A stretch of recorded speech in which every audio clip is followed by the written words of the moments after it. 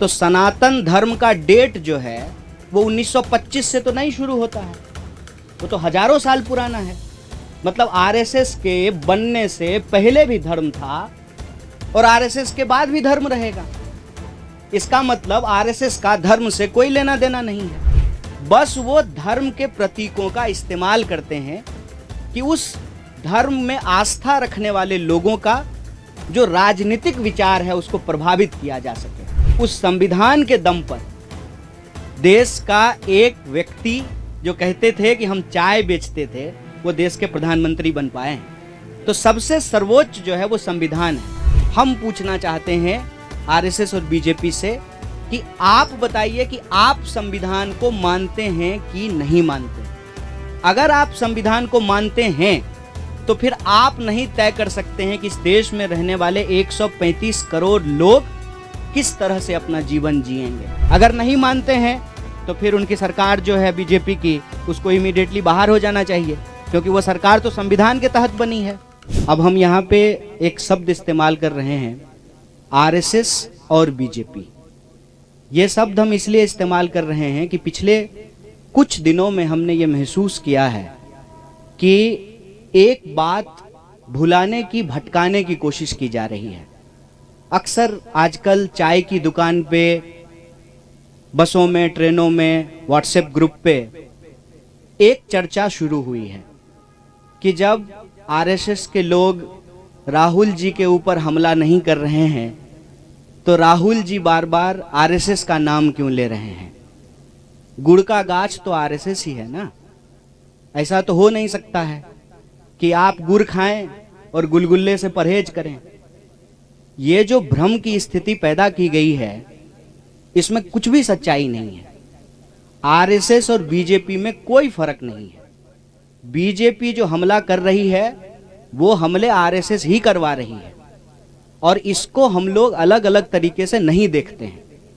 हालांकि इस बात का जयराम जी ने भी स्वागत किया, हमारे पार्टी के तमाम वरिष्ठ नेताओं ने स्वागत किया कि राम मंदिर के पुजारी ने भारत जोड़ो यात्रा का स्वागत किया।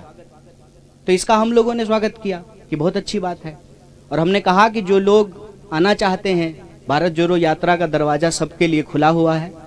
हमारे मन में किसी के प्रति कोई नफरत नहीं है, द्वेष नहीं है। जो लोग भी इस देश से प्यार करते हैं, इस देश के संविधान में उनको भरोसा है, इस देश की विविधता और एकता जिसको कहते हैं यूनिटी एंड डाइवर्सिटी, और जो यूनिटी की डाइवर्सिटी में बिलीव करते हैं। सिर्फ इसकी बात नहीं है कि हमको डाइवर्सिटी में यूनिटी चाहिए, यूनिटी की डाइवर्सिटी को भी हमको रिस्पेक्ट करना पड़ेगा, क्योंकि हम इस दौर में जी रहे हैं जहां अलग अलग तरह के चॉइसेस हैं, अलग अलग तरह का लाइफ स्टाइल है, और ये जो हमारी विविधता है वो हमारा सबसे बड़ा स्ट्रेंथ है। और आप किसी भी एग्जाम्पल को उठा करके देख लीजिए। आप हमारे देश की हॉकी टीम को देख लीजिए, अभी हॉकी का वर्ल्ड कप होने वाला है, हॉकी का मैच चल रहा है। आप हमारी क्रिकेट टीम को उठा करके देख लीजिए, आप हमारे देश की ब्यूरोक्रेसी को उठा करके देख लीजिए, आप हमारी देश की सेना को उठा के देख लीजिए, आप हमारे देश के बिजनेस जो पर्सन्स हैं उनको देख लीजिए। हर फील्ड में हमारे पास डाइवर्सिटी है, और ये हमारा सबसे बड़ा स्ट्रेंथ है। तो जो लोग भी इस देश की डाइवर्सिटी में बिलीव करते हैं, इस देश के मल्टीकल्चरलिज्म में बिलीव करते हैं, इस देश के कॉन्स्टिट्यूशन में बिलीव करते हैं, इस देश के लोग आपस में प्यार से रहें, इस भावना में भरोसा रखते हैं, जो लोग संविधान पर विश्वास रखते हैं, देश से प्यार करते हैं, वो सब लोग इस यात्रा में आ सकते हैं। लेकिन आप लोगों ने देखा होगा कि पिछले दिनों यह चर्चा बड़ी जोर शोर से चली। दो तरह के जो है न्यूज आने शुरू हुए। एक, जब मोहन भागवत जी का इंटरव्यू आया तो कुछ लोगों ने हेडलाइन इस तरह से बनाया कि राहुल गांधी का जवाब दिया मोहन भागवत जी ने, और कुछ लोगों ने यह चर्चा शुरू की कि आरएसएस तो स्वागत कर रही है यात्रा का, तो फिर आरएसएस के ऊपर जो है क्यों हमला किया जा रहा है। पहली, हम आरएसएस और बीजेपी को अलग अलग नहीं देखते हैं। हमारी समझदारी में आरएसएस जड़ है, बीजेपी उसका फल है। ये भ्रम हमारे मन में नहीं है। भले वो कहते हो कि हम सांस्कृतिक संगठन हैं, लेकिन उनकी पूरी की पूरी विचारधारा राजनीति पर आधारित है। और इस बात को हम यहां स्पष्ट करना चाहते हैं कि धर्म देश का है, सांप्रदायिकता देश का नहीं है। आरएसएस धर्म के प्रतीकों का इस्तेमाल करके सांप्रदायिक राजनीति कर रही है, उसका धर्म से कोई लेना देना नहीं है। जैसे दही दूध से बनता है, लेकिन दही दूध नहीं होता है। दोनों की प्रकृति अलग अलग होती है, नेचर अलग अलग होता है। कोई भी धार्मिक व्यक्ति किसी का खून बहाना, किसी को मारना, किसी के ऊपर हमला करना, नफरत फैलाना, इस तरह की चीजों का समर्थन नहीं करता है। धर्म के प्रतीकों का इस्तेमाल करके अगर राजनीति की जाती है, जब राज सत्ता और धर्म को मिलाया जाता है, तो वो धर्म नहीं है, वो राजनीति है। इसीलिए हमारी नजर में आरएसएस सांस्कृतिक संगठन नहीं है।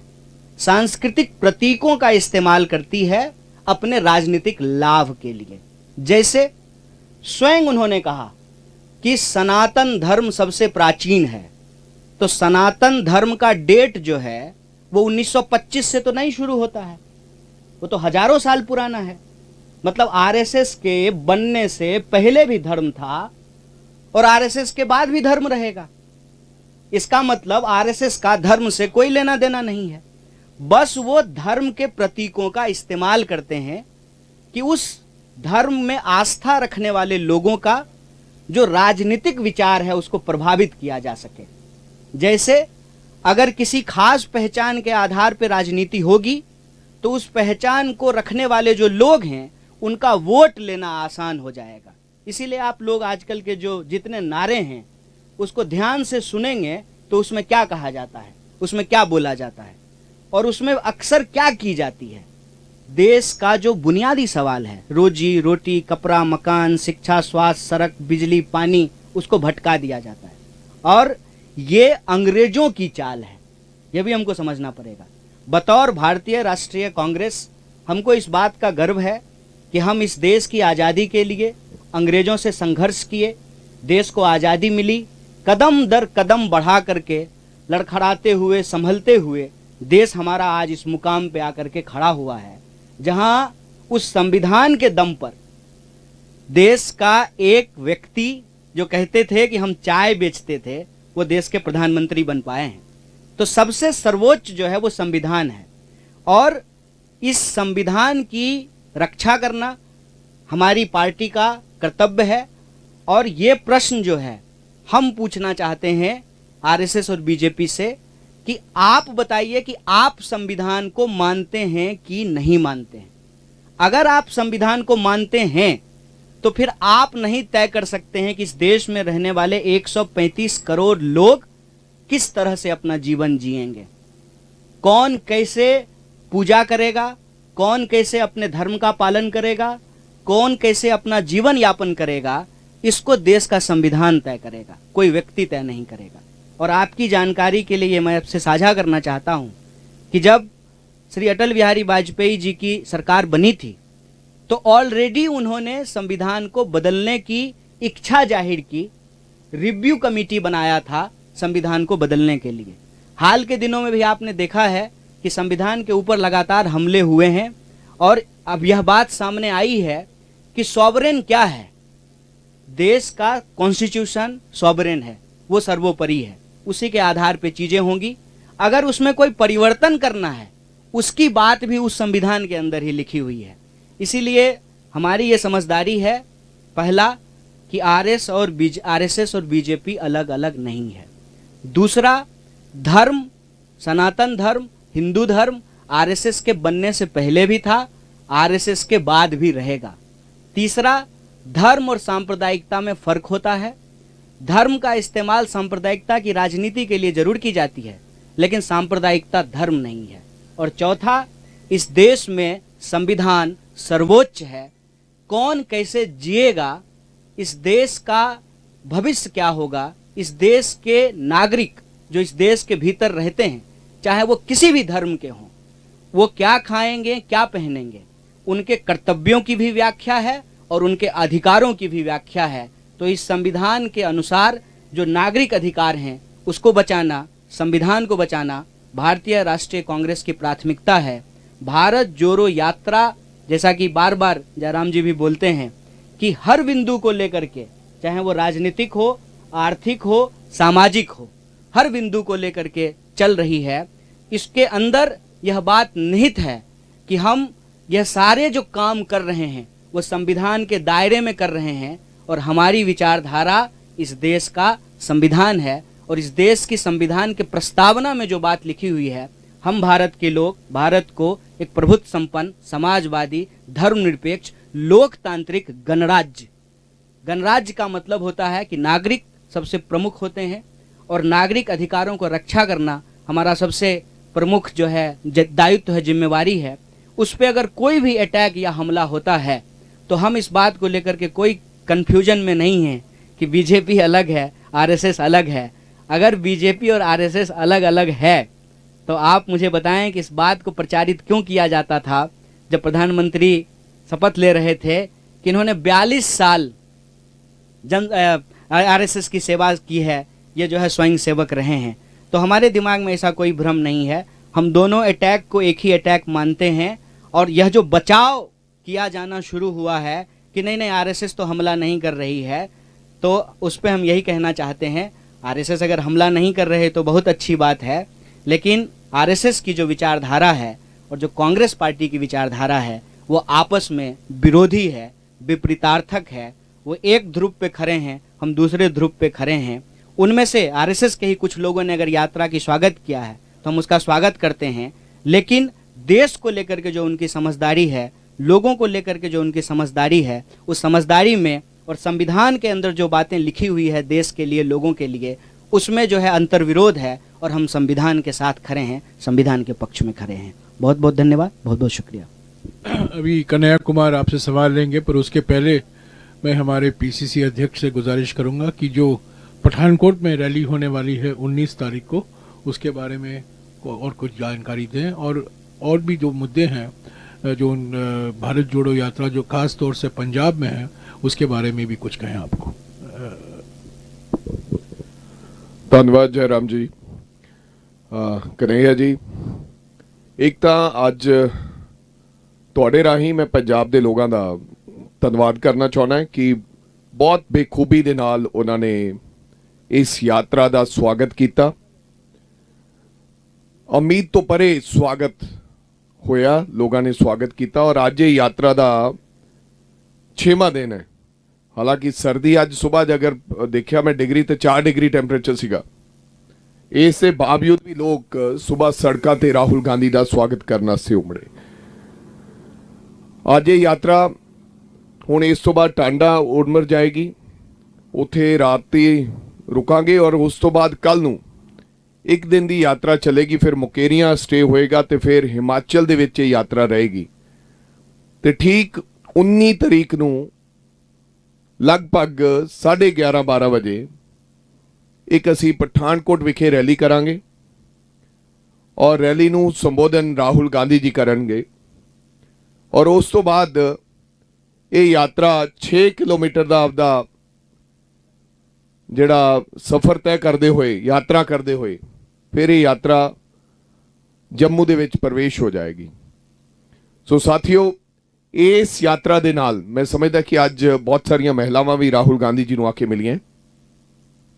तमाम मुद्दों ते इस यात्रा दे नाल जिहड़े पंजाब दे लोग है, पंजाब दे पीड़ित लोग आ, उन्हां नूं बल मिलेगा और बहुत सारे ऐसे मुद्दे है।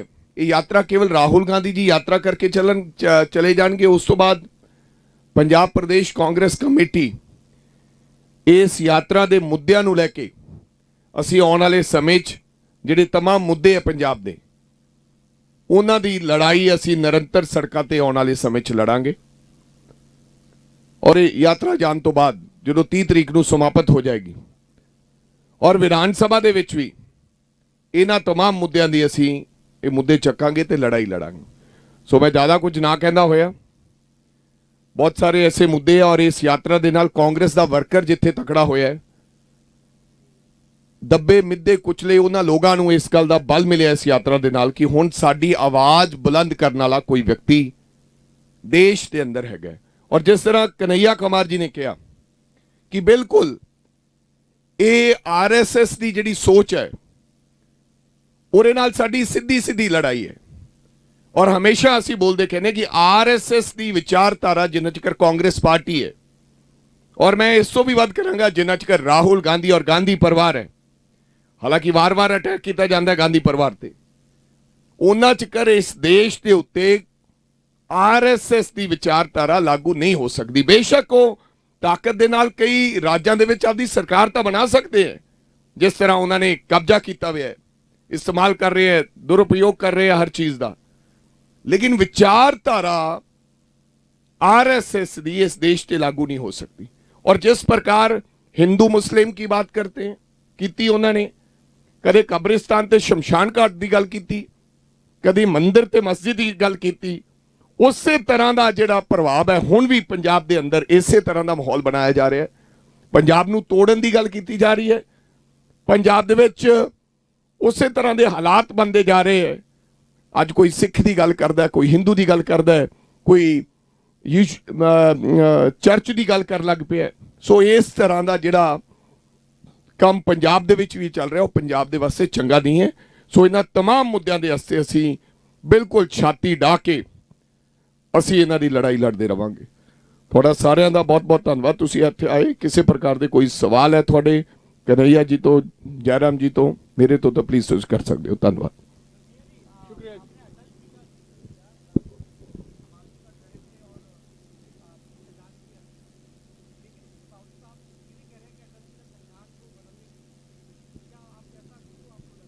नहीं, ये मैंने आपको हिस्टोरिकल फैक्ट बताया है कि रिव्यू कमेटी बनाई गई थी जब वो प्रधानमंत्री बने थे। संविधान में संशोधन होते रहे हैं और अभी आप देख रहे हैं कि इसको लेकर के बहुत विवाद चल रहा है कि अभी जो है एक कॉन्स्टिट्यूशनल पोजीशन पे बैठे हुए व्यक्ति ने जो है स्टेटमेंट दिया, उसके बाद जो है ये बहस हो गई कि सॉवरेन क्या है, पार्लियामेंट सॉवरेन है कि कॉन्स्टिट्यूशन सॉवरेन है। तो अल्टीमेटली तो पार्लियामेंट कैसे फंक्शन करेगी ये बात भी तो कॉन्स्टिट्यूशन में लिखा हुआ है। तो कॉन्स्टिट्यूशन तो सबसे ऊपर है। संविधान में भी अगर आपको कोई रिव्यू करना है, उसमें कोई संशोधन करना है, और संविधान के कई संशोधन हुए हैं, उसकी बात भी तो संविधान में ही लिखी हुई है। तो हमारा पॉइंट ये है कि जब ये कहा जाता है किसी संगठन के प्रमुख के द्वारा कि कोई इस देश में कैसे रहे, डरे कि ना डरे, तो प्रश्न ये खड़ा होता है कि वो व्यक्ति खुद किसको मानते हैं, वो व्यक्ति खुद संविधान को मानते हैं कि नहीं मानते हैं। अगर मोहन भागवत जी संविधान को मानते हैं तो फिर उनको कोई बात अलग से कहने की जरूरत तो नहीं है। संविधान में हम कैसे रहें, एक नागरिक के क्या अधिकार हैं और क्या कर्तव्य हैं, यह साफ साफ लिखा हुआ है। हमारे संविधान में ये लिखा हुआ है ना कि इस देश का नागरिक होने के चलते आप अपनी धार्मिक मान्यता और विश्वास को मानने के लिए स्वतंत्र हैं, तो साफ साफ लिखा हुआ है। तो अलग से ये बात कहने की जरूरत क्यों पड़ रही है। अब प्रश्न उठता है कि संविधान मानते हैं कि नहीं मानते हैं। अगर नहीं मानते हैं तो फिर उनकी सरकार जो है बीजेपी की, उसको इमीडिएटली बाहर हो जाना चाहिए, क्योंकि वो सरकार तो संविधान के तहत बनी है, चुनाव के तहत बनी है, लोगों ने वोट दे करके बनाया है, और कसम भी तो संविधान का ही खाए होंगे ना। सारे एमपी, सारे मिनिस्टर, सारे चीफ मिनिस्टर, प्राइम मिनिस्टर, कसम तो संविधान का ही खाया है ना। अगर नहीं मानते हैं तो फिर संविधान का कसम क्यों खा रहे हैं। तो ये अंतर विरोधी बात है, हम ये कह रहे हैं। और ये अंतर विरोधी बात क्यों बोली जाती है, उसके दो कारण हैं। पहला, धर्म और सांप्रदायिकता से देश को कंफ्यूज किया जाता है। हर धार्मिक व्यक्ति सांप्रदायिक नहीं होता है, ये समझना जरूरी है। जैसे हर दूध से जो है ना दही नहीं बनती है, रसगुल्ला भी बनता है। तो आप जो है हर दूध को दही कहना शुरू कर दें, मतलब हम ये कह रहे हैं कि आरएसएस के बनने से पहले धर्म था ना, और आरएसएस के बनने के बाद भी धर्म रहेगा। तो आरएसएस के बाद पास सांप्रदायिकता की ठेकेदारी हो सकती है, धर्म की ठेकेदारी नहीं है। पॉइंट 1। पॉइंट 2 कि इस बात से कंफ्यूज मत होइए कि इस तरह की चर्चाएं शुरू क्यों की जाती है। अब ये बोलने की कोई जरूरत तो नहीं थी। इसलिए की जाती है कि ये अंग्रेजों का टेक्टिस है। मैं बार बार कहता हूं, फूट डालो, राज करो, इंसान को आपस में लड़ाओ, उसके मुद्दे भटकाओ।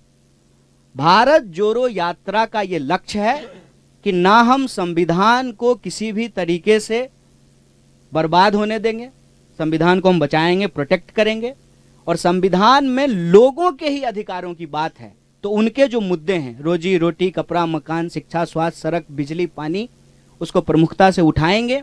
जहां हमारी सरकार है वहां हम उसको डिलीवर करने की कोशिश करेंगे, और जहां हमारी सरकार भूमिका निभाते हुए सड़कों पे उतर करके संघर्ष करेंगे।